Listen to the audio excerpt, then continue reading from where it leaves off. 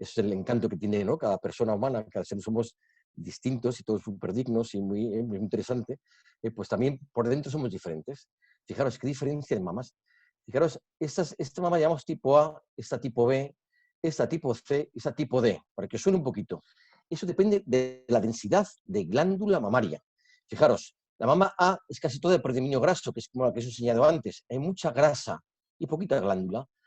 La mama tipo B es una mama que tiene ya una densidad mayor, tiene densidades parciales glandulares y tiene más tejido glandular.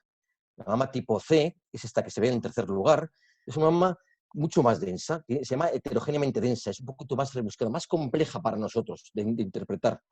Y la mama tipo D, que es esta de aquí, es muy densa. Fijaros que esta mama tipo D tiene aquí un pequeño nódulo, ¿veis? Posterior, no sé si lo veis. Si este nódulo estuviese aquí en el centro, a lo mejor no lo veríamos tan bien. Por eso esas mamas tipo D, densas, muy densas, casi siempre requieren otra prueba que es la ecografía. En el resto no siempre hace falta hacer una ecografía, pero en la mama tipo D sí, porque estas mamas son diferentes debido a la densidad mamaria. Entonces, las tres primeras se diagnostican mejor con mamografía solo y la tercera, perdón, la cuarta, que es la tipo D, hace falta la ecografía. ¿De acuerdo? Yo creo que más o menos se entiende.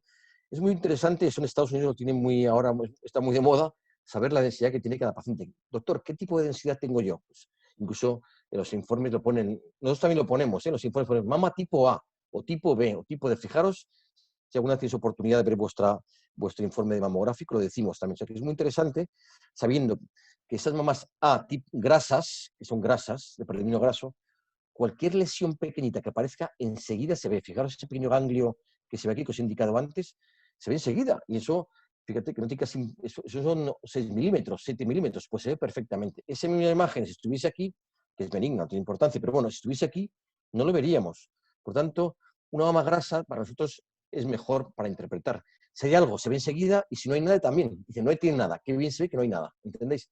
Entonces, con el tiempo, la mama tiene tendencia, cuando pasan los años, es normal, es ley de vida, todo cambia, pues la mama va perdiendo su glándula mamaria, va involucionando, va perdiendo el tejido mamario y cada vez es más grasa. Pues es normal, pues pues el estímulo hormonal desaparece y el tejido glandular también va involuciona. Eso nos pasa a todos, ¿no? A todos en todas partes. Total, que es así. ¿Eh? Bueno, muy bien, pues nada, muy interesante también esto de la densidad mamaria, ¿eh? Muy interesante saber que la mama densa, la mama tipo D, hace falta usar la ecografía, que siempre lo hacemos. Muy bien. Bueno, ¿qué importancia tiene la mamografía? Pues mirad, pues es la única técnica, atención, es la única prueba radiológica que se usa para cribado. Pues imaginaros otros tumores, si dice, bueno, pues el cáncer de pulmón es muy frecuente y tal, pues vamos a hacer a todos los pacientes una radiografía de tórax. No se hace. Para ver si tienen cáncer, no. Esta es la única prueba que se hace en pacientes sanos, solo por ser mujer y tener más de 50 o 40 años, depende un poco de los programas, pero por tener una determinada edad y por ser mujer y tener mama, cada X tiempo todas las mujeres pasan por el mamógrafo. Porque como es un tumor frecuente, si se hace eso de manera así sistemática, se hace una criba a toda la población, se encuentran cánceres tan pequeños que se curan fenomenal. Es el asunto. Cánceres que no se llegan a palpar. Cánceres que no tienen afectación de axila porque son tan pequeños que no da tiempo. Y eso al final condiciona una disminución de la mortalidad. Es que es muy interesante. Por tanto, esos pacientes, de forma, digamos, rutinaria, o sea, ni siquiera son pacientes, son mujeres pues, que vienen al médico a hacerse su revisión de la mama. ¿Por qué? Porque sí. Porque son mujeres de una cierta edad y tienen mama. Y de esa manera salvamos muchas vidas. ¿Entendéis? O sea, que es un poco la idea que yo quiero transmitir. Eso no se hace con otras pruebas de radiología. Tú no, a otros pacientes no les irradias pues, un escáner, por ejemplo. Bueno, hay casos, por ejemplo, sí que está haciendo ahora en pacientes con broncópatas crónicos, con mucha patología pulmonar, que ya tienen un problema de base, problema pulmonar, se hace un escáner de baja dosis para ver si tienen un cáncer de pulmón y se les controla y tal. Lo que es que está en experimentación, está probando y se ve que está ampliando. Pero no para toda la población, para un nicho concreto de edad, de patología pulmonar, broncópatas o que han tenido ya mucha patología previa y tal, ¿no? ¿Entendéis? O sea, que es una prueba, por tanto, insisto, muy interesante, ¿no? Es la única prueba radiológica que se usa de cribado. Eso, en mujeres tenéis dos cribados, fundamentalmente, el ginecológico, la mamografía y la citología para el cáncer de cérvix, del cuello uterino. Eso hay que hacérselo, ¿eh? ¿Entendéis? Bueno, muy bien.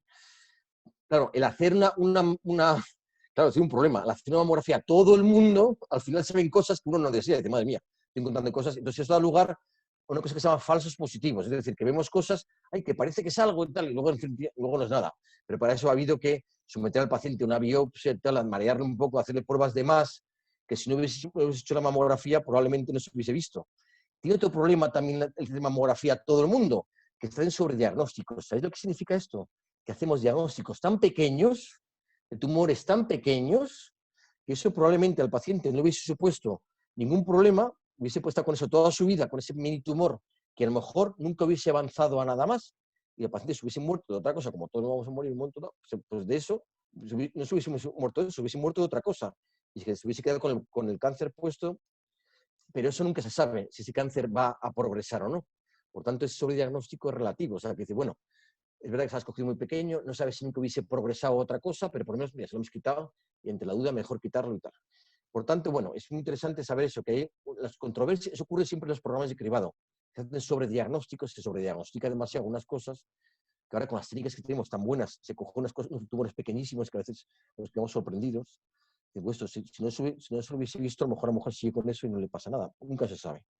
Y, insisto, y los falsos positivos. Vemos cosas de más que hay que biopsiar, pero al final es benigno, señora. Pues fíjate, a base de eso, pues hemos tenido que hacer 80 pruebas que hemos sometido a pacientes más. Pero bueno, eso no, son la cruz, digamos, o sea, la cara y la cruz de esta prueba.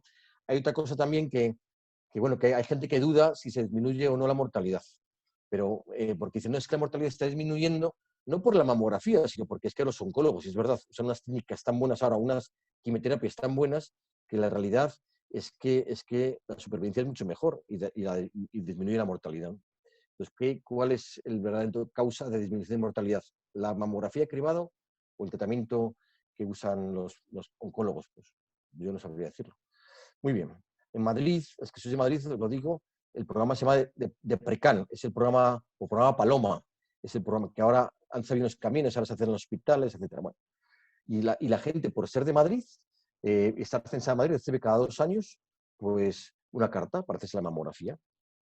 Tienen que estar censados, y luego tienen que ser fieles al programa, tienen que seguir cada 2 años, entre los 50 y los 70, que es como se hace en Madrid. En otras comunidades autónomas se baja la edad, se empieza a los 45, es un poco eso controvertido. No voy a entrar al tema ahora, pero bueno. Mirad, una cosa que hemos avanzado, ya no se hace mamografía en 2D, sino en 3D. Esto lo tenemos en el Ramón y Cajal y en muchos centros ya se hace. Seguro que a muchas de vosotras, y perdóname que os llame de tú, pero seguro que se habéis hecho esto. Es la tomosíntesis, es una mamografía en 3 dimensiones, que lo que hace básicamente, aquí está, mirad, hace múltiples disparos de la mama, el tubo se va moviendo y en el fondo es un escáner de la mama. Hemos conseguido cortes de 1 milímetro y vemos la mama en múltiples cortes. Fijaros qué maravilla, somos capaces de ver la mama en múltiples cortes. Y eso nos da muchísima información, porque somos capaces de distinguir mucho mejor, sobre todo en mamas densas y mujeres con mamas, en mujeres jóvenes con mama muy densa, ver mejor la mama.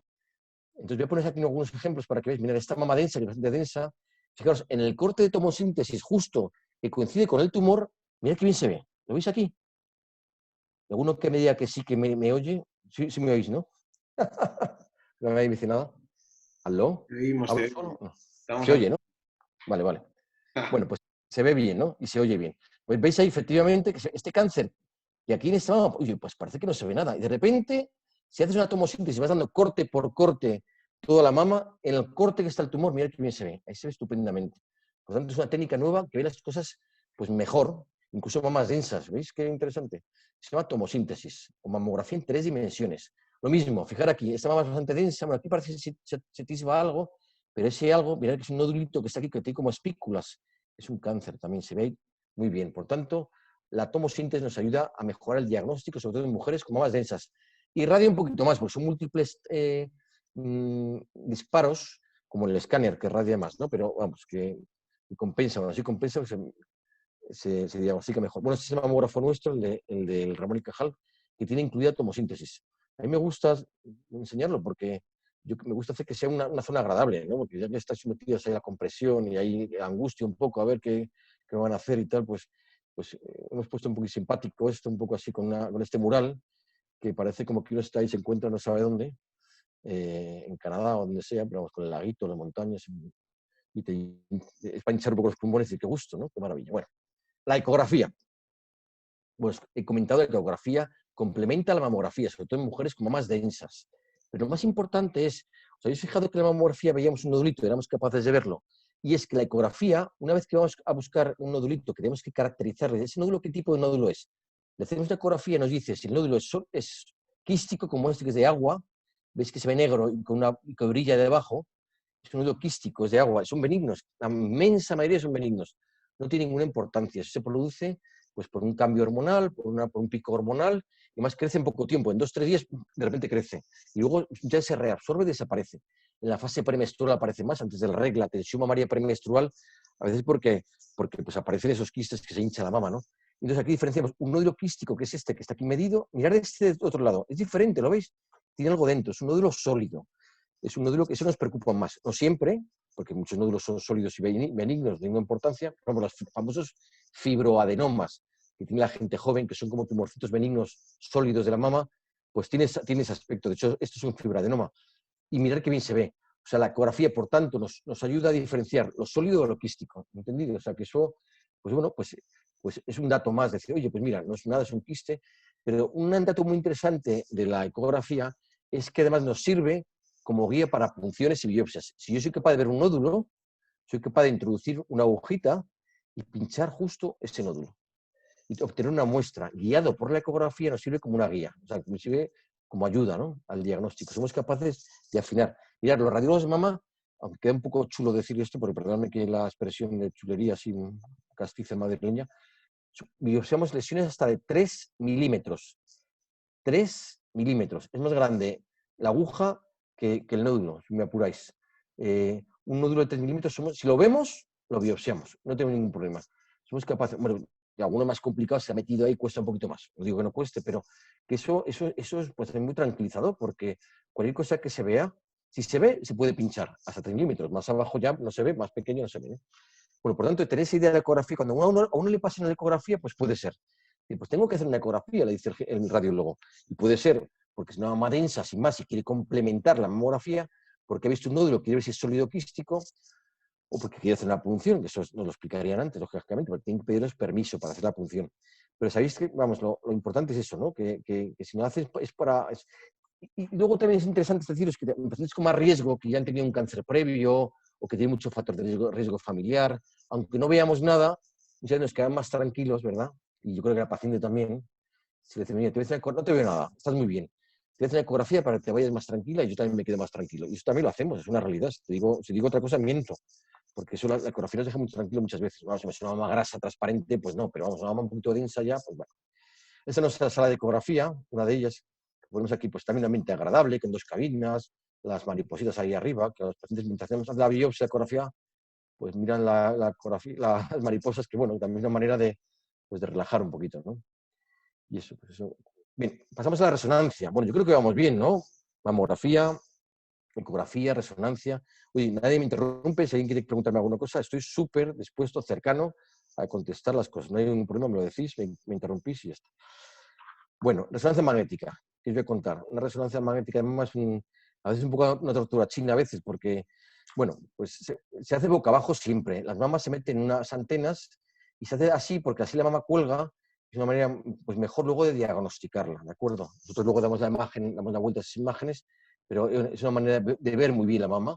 Es una antena. Sabéis que la resonancia es un imán muy potente que tiene, pues a través de emite una onda de radio, que esa onda se modifica pues con las secuencias y con el imán, eso cambia la orientación de los protones y eso devuelve una señal que capta una antena, que en este caso la antena es la antena que está aquí, al lado de la mama, que es donde se mete la mama, es una antena que es como los cuencos que se mete la mama y que es un poco, la gente dice, ¿quién ha inventado esto? Pues tiene razón, porque es un poco incómodo, pero bueno, es lo que hay. Y entonces se puede hacer metiendo primero la cabeza y los pies quedan arriba. A mí me gusta más la otra, esta que está aquí a la derecha. Metemos primero la cabeza, metemos los pies primero y la cabeza saca así hacia afuera.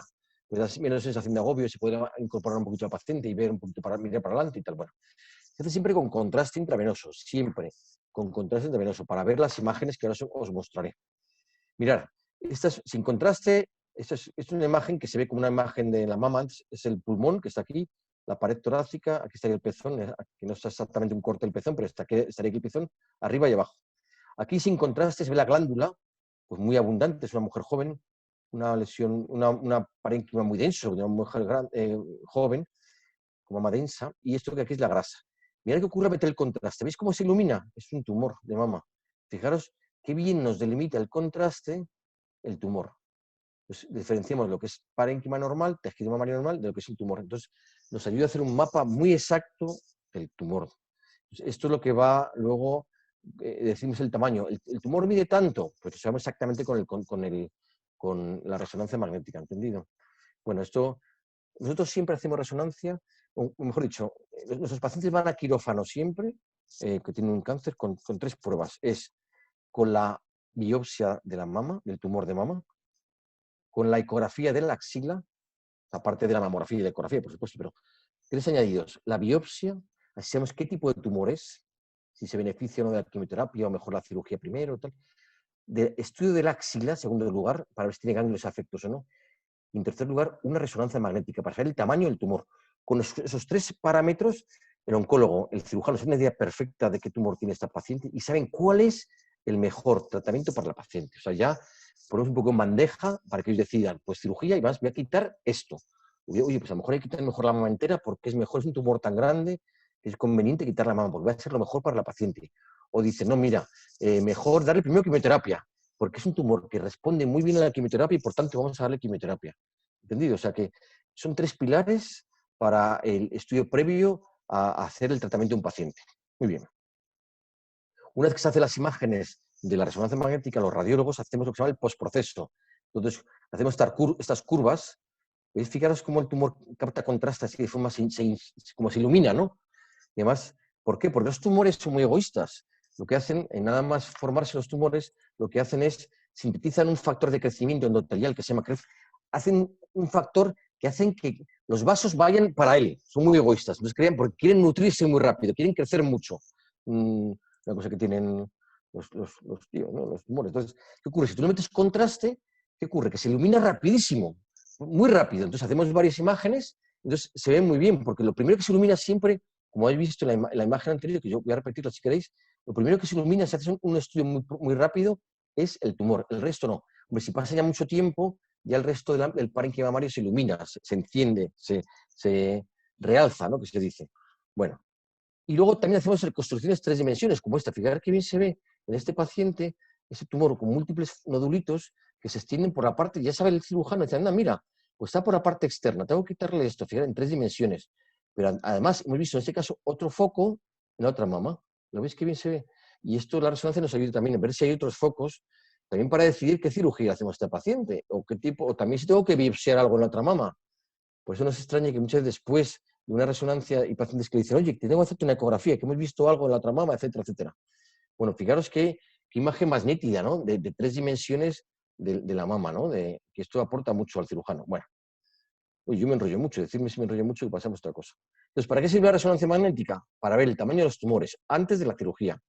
Y luego también eso, para ver, cuando me refiero a ver el tamaño es si hay aparte otros tumores. En la mamografía a lo mejor nos parece que mide 2 centímetros, y en la resonancia mide 3. Y vemos otro foco al lado. Entonces, tenemos que dárselo un poco masticado al cirujano para que haga una buena cirugía. Y además, sobre todo, una cirugía adecuada, la que ese paciente requiere, no otra. ¿Vale? Y luego también sabéis que pacientes que tienen alto riesgo porque han tenido mucho cáncer en la familia o tienen una mutación, pues mira, esos pacientes no nos arriesgamos con hacer solo una mamografía. Les hacemos ecografía. El cribado normal y corriente, que podría ser, pues mira, pues en vez de una mamografía anual se hace una resonancia magnética anual, que a veces se intercala con mamografía, como sabéis, pero bueno, sabéis por tanto que es la prueba más sensible para detectar el cáncer de mama, la resonancia magnética. Es una prueba que, fíjate, tiene una cosa muy interesante. Una resonancia, si es normal, no se ve nada, es que la paciente no tiene nada. En teoría, bueno, porque algo tan pequeño que ni se ve, pero en teoría, normalmente, en un 99,9%, si la resonancia es normal, el paciente no tiene nada. ¿Vale? Por tanto, un paciente de alto riesgo, la hace una resonancia es normal, qué paz, ¿no? Dice, mire, tranquilo, sé que en su familia hay mucho riesgo de cáncer de mama, que está todo, pero no se preocupe porque usted, su resonancia es normal. Oye, qué gusto, ¿no? Pues eso también tiene un valor, ¿no? Yo creo que para mí lo tiene, para el paciente también, ¿no? Aunque muchas de ellas también sabéis que pacientes con las mutaciones genéticas o alto riesgo se quitan la mama. Eso es una realidad, porque es mejor. Dice, pues mira, pues tengo tanto riesgo que no quiero estar con esa angustia de hacerme revisiones periódicas y deciden por una mastectomía profiláctica, ¿no? Bueno, Se estudian muy bien las prótesis mamarias con la resonancia, si están rotas o no, también sirve, aunque hoy en día con la ecografía cada vez lo vemos mejor, pero aún así la resonancia es la prueba ideal. Y en pacientes que están sometidas a tratamiento de quimioterapia, para ver si este está respondiendo o no, hacemos también esta resonancia. Fijaros, a mí me encanta enseñar, es que me encanta mostraros esto, ¿no? Mirad si está pasando con esta resonancia, la mama derecha normal, pero la izquierda un tumor extensísimo, extensísimo, que toda la mama era tumor. Fijaros tú, incluso la piel, ¿ves que está engrosada la piel, que está como gordita? Todo era tumor. Este paciente además tenía un tipo de tumor que se beneficia mucho de la respuesta de la quimioterapia, que eso los oncólogos pueden explicar mejor que yo, doctores aquí presentes.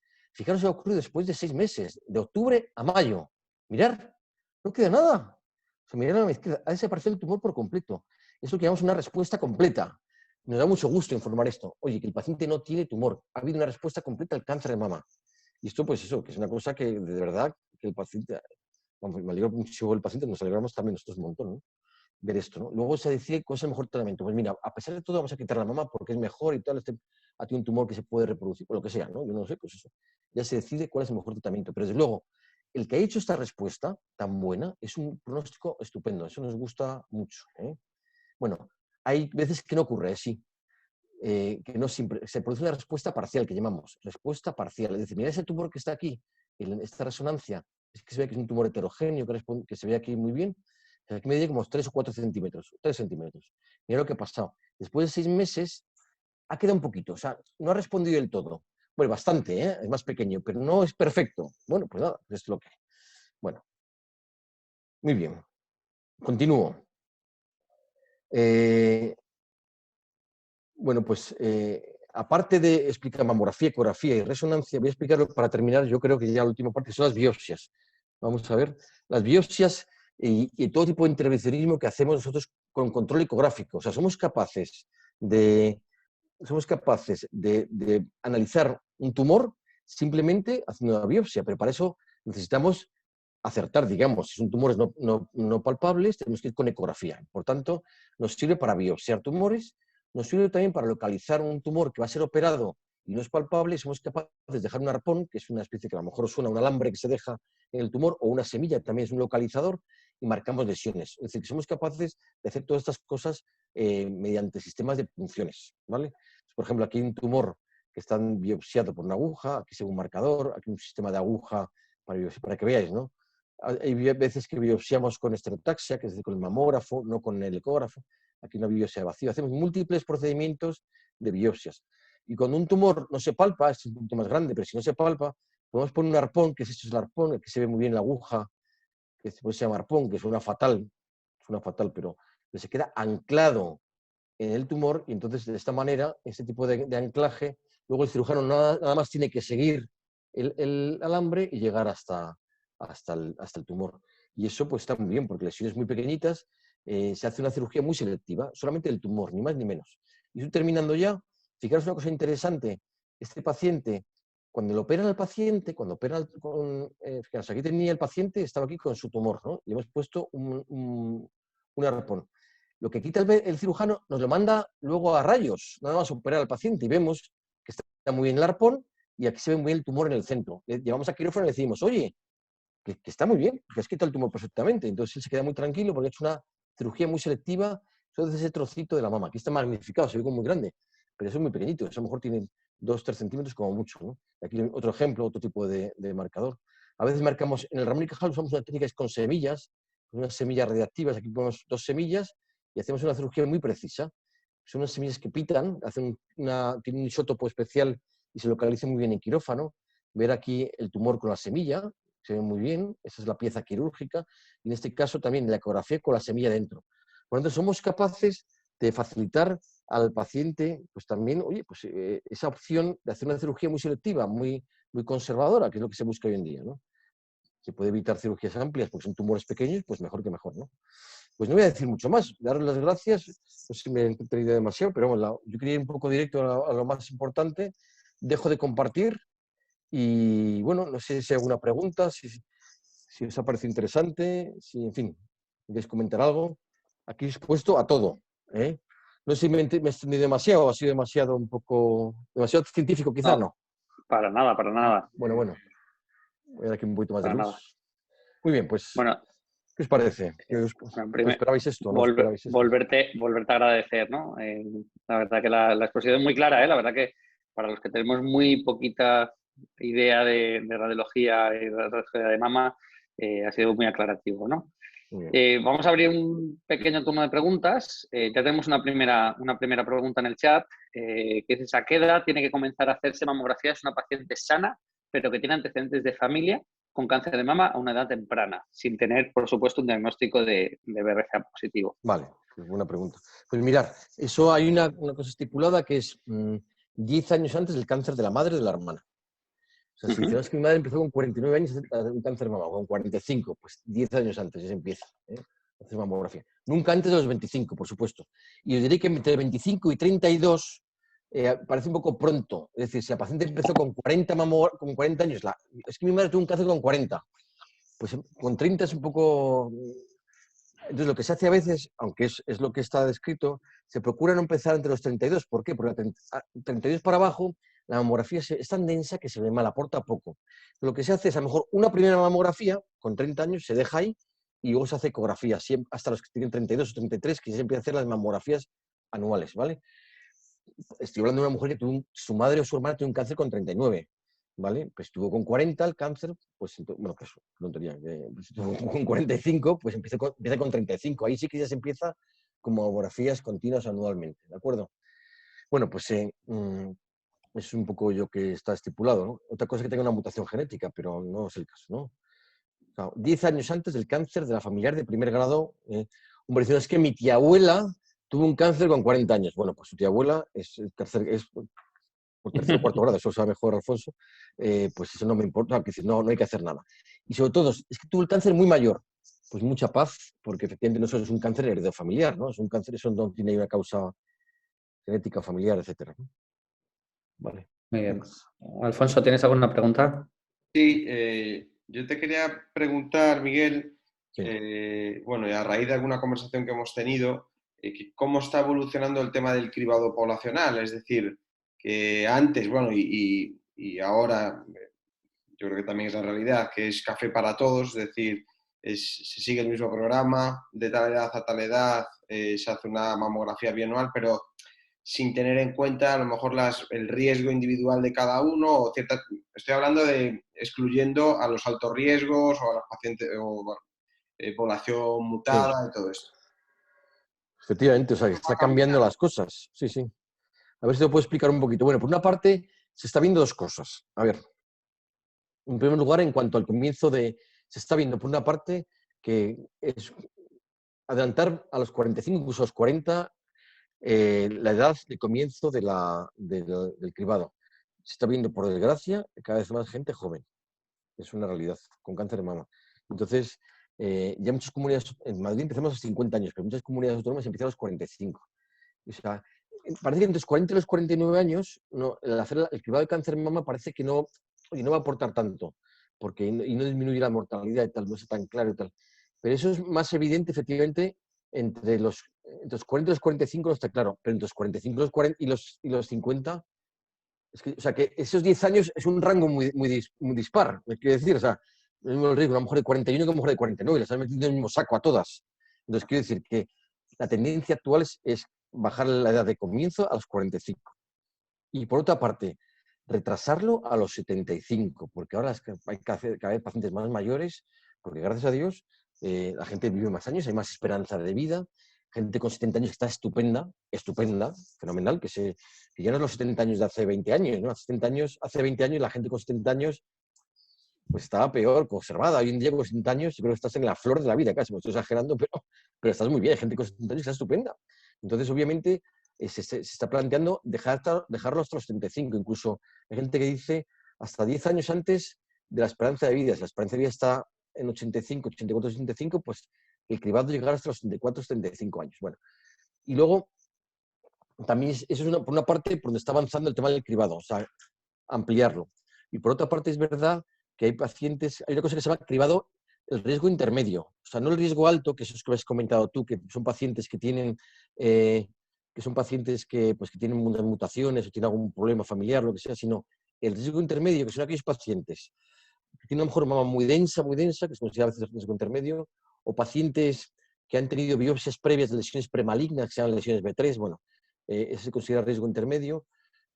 Pacientes que han tenido un cáncer de mama previamente, oye, pues yo tuve un cáncer de mama, y pacientes también con un riesgo familiar no tan alto como con el alto riesgo, sino en cosa intermedia. Ese grupo de pacientes que se llama riesgo intermedio, la tendencia es hacer mamografía anual, no cada 2 años, sino hacerla anual, ¿de acuerdo? Mamografía anual, es el riesgo intermedio. Incluso está hablando en algunos de estos casos, si se suman varios de estos riesgos, incluso meter la resonancia magnética. Ahora está hablando también de la mamografía con contraste, que es una cosa que no he explicado, pero todavía nosotros no la tenemos, pero es una especie de resonancia leve o más light, digamos, que es en mamografía, pero con contraste. Bueno, deciros esto, ¿no? Esos grupos, como otros grupos, están investigando, o sea, igual que, pero es una cosa muy interesante, igual que hay una quimioterapia, o mejor dicho, un tratamiento personalizado, de Alejandro y Alfonso saben muy bien que, oye, este paciente tiene ese tumor, vale, pues este tumor es tratamiento. En cambio, este tumor es tratamiento oncológico de quimioterapia. Oye, este paciente tiene ese tumor, mastectomía, y en cambio conservadora. O sea, hay tratamientos un poco a la carta, ¿es verdad o no? O sea, cada vez es más el tratamiento personalizado. Pues el cribado va a ser más personalizado cada vez. Y habrá gente que a lo mejor, por su tipo de mama, por las antecedentes familiares, a lo mejor con hacer una mamografía cada 2 años tiene sobra, y hay mujeres que no tienen mamografía, ecografía, algunos resonancia, ¿entendéis? Y a lo mejor en un futuro hacemos como, nosotros hemos creado, bueno, lo digo ya, ya aprovecho para, vengo a hablar de mi libro, pero sí, hemos hecho una aplicación que saldrá, Dios mediante, después del verano, ya se venderá en las tiendas, en los Apple Store y esto, que fijaros, uno mete los datos suyos personales y al final estratifica, te dice qué grupo de riesgo eres y te dice cuál es tu prueba de cribado. Es una cosa que estamos ahí todavía perfilando, pero lo tenemos ya lanzado y estamos en ello. Es muy interesante. Dice, oye, ¿yo qué cribado tengo que hacerme? Con mi edad, con mi riesgo familiar, con mi riesgo, con mi tipo de mama, pues tengo una tía que no sé qué, o me han operado una vez porque tuve una lesión que era una lesión sospechosa. Pues todo eso uno lo mete ahí en la aplicación, le dice cuál es su riesgo ideal, ¿vale? Su riesgo específico para esa paciente. Miguel, al hilo de lo que estamos hablando, preguntan que si tiene sentido realizar controles mamarios con eco a pacientes jóvenes y sin síntomas. Bueno, la ecografía no es una prueba de cribado. Os cuento una cosa, mirad, con síntomas. La edad son los 35 años. 35 años con síntomas. Mujer con nódulo palpable. Me he salido un poco de la pregunta, pero mirad, 35 años, nódulo palpable. Por encima de 35 años, mamografía. Por debajo, ecografía. Por tanto, en mujeres jóvenes con nódulo palpable, la ecografía es muy útil. Un nódulo palpable, voy con la ecografía y lo busco. En mujeres asintomáticas, quiero hacerme un cribado con ecografía, porque soy muy joven para hacerme una tal. Entonces, en la población general no tiene valor. Es la realidad. O sea que, oye, a lo mejor encontrarás cosas, pero no sirve como prueba de cribado. ¿Sabéis por qué? Porque el cribado, o sea, el gran detalle de la mamografía es que es capaz de ver microcalcificaciones y eso no lo ve la ecografía. Las microcalcificaciones detectan tumores en fase precoz. Y una prueba de cribado tiene que tener la característica de diagnosticar tumores muy precoces y para eso hace falta hacerlo con mamografía, que es como se ven las microcalcificaciones, no con la ecografía. En mujeres ya de muy alto riesgo, casos especiales, algunas situaciones, incluso pacientes que están muy preocupados porque tienen, oye, pues es que tienen mucha angustia y tal, bueno, pues lo hacemos. Lo que he explicado antes, mujeres, ¿no?, que de 30 años, que a lo mejor es un poco pronto para hacer la mamografía, porque se debería empezar a hacer mamografía, pues hace una mamografía y los primeros años hace ecografía, pues nos da cierta información, pero no está radiando a la paciente. Bueno, vale, porque es una cosa preventiva. Pues bueno, no está mal. Tienes una mamografía de referencia, que si se hace 1 o 2 años, haces una ecografía, bueno, vale. Y en breve vas a empezar a hacer luego otra vez mamografías. Bueno, pues no está mal, te quita un poco la angustia, pues se ve que no hay tumores de menos de 3 milímetros.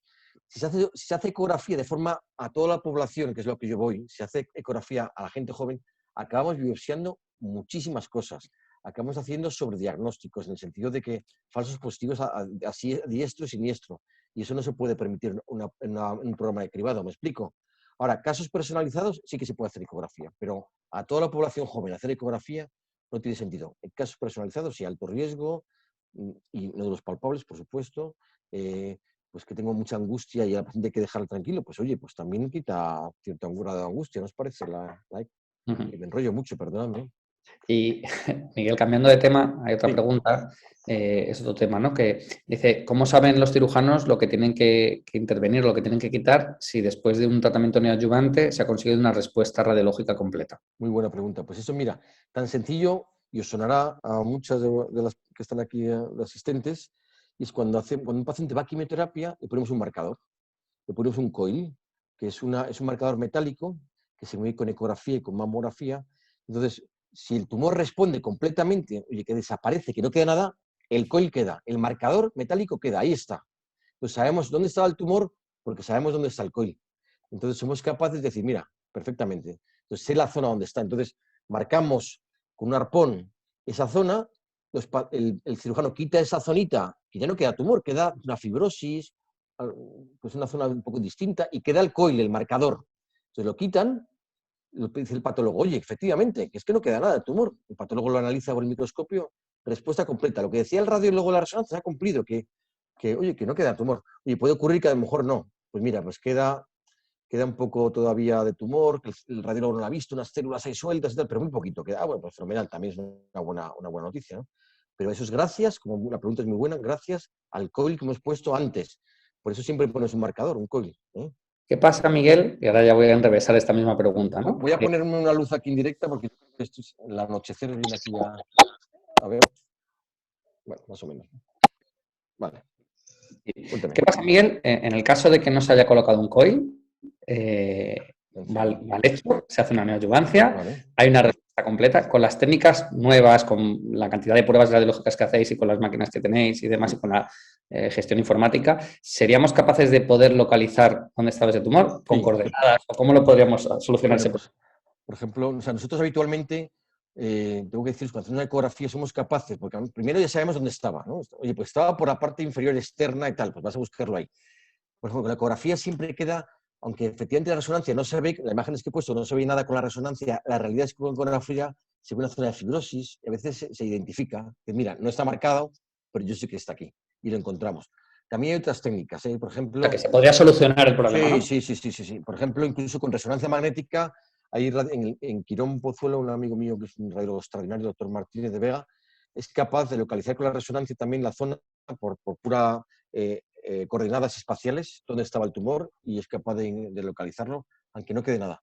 O sea, que se puede hacer, ¿eh? Quizá a veces no es tan exacto como lo otro, siempre es mejor poner lo otro, pero bueno, a malas... Bueno, yo no he visto ningún caso que no supiera dónde estaba. Nunca me ha pasado, ¿eh? Pero te da más tranquilidad saberlo, claro. Claro.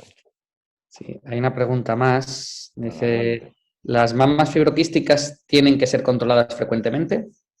Bueno, en principio, hemos comentado que son mamas densas. Entonces, eso, el término fibroquístico ya no se usa, o se usa muy poco.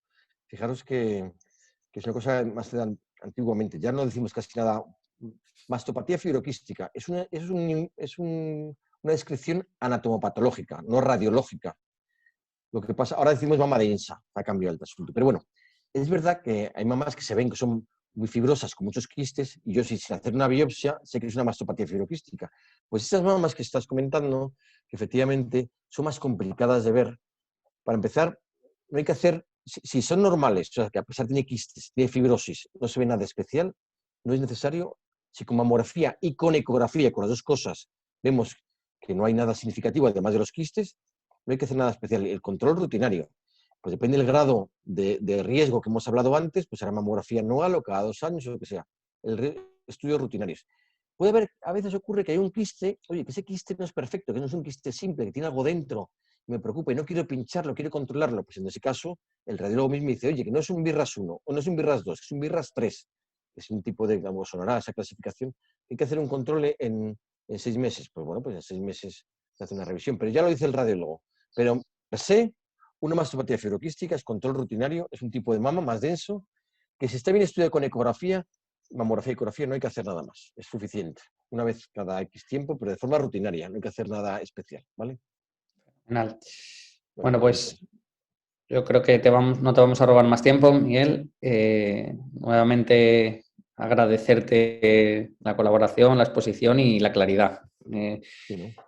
Muchísimas gracias, la verdad que Nada, ha sido un placer. placer, Miguel. Nada, yo encantado de echar aquí, vamos, sobre todo de formar a la gente, que la gente sepa. Esta charla ha dado en varias ocasiones y me encanta porque es como una cosa muy cercana a los pacientes en muchas ocasiones y es verdad que surgen muchas dudas y encantado, ¿vale? Contaremos más Nada, pues, contigo porque no siempre podemos contar con gente como tú. vale, anda, anda. Muchas gracias, dice aquí alguien. Muchas gracias, muy ilustrativo e interesante. Pues encantado. Sí. Muy bien, bueno, Muy un bien, placer. Miguel, muchísimas gracias. Gracias. Muchas gracias, Buenas Miguel. tardes. Adiós, adiós. Chao. Hasta luego. Adiós.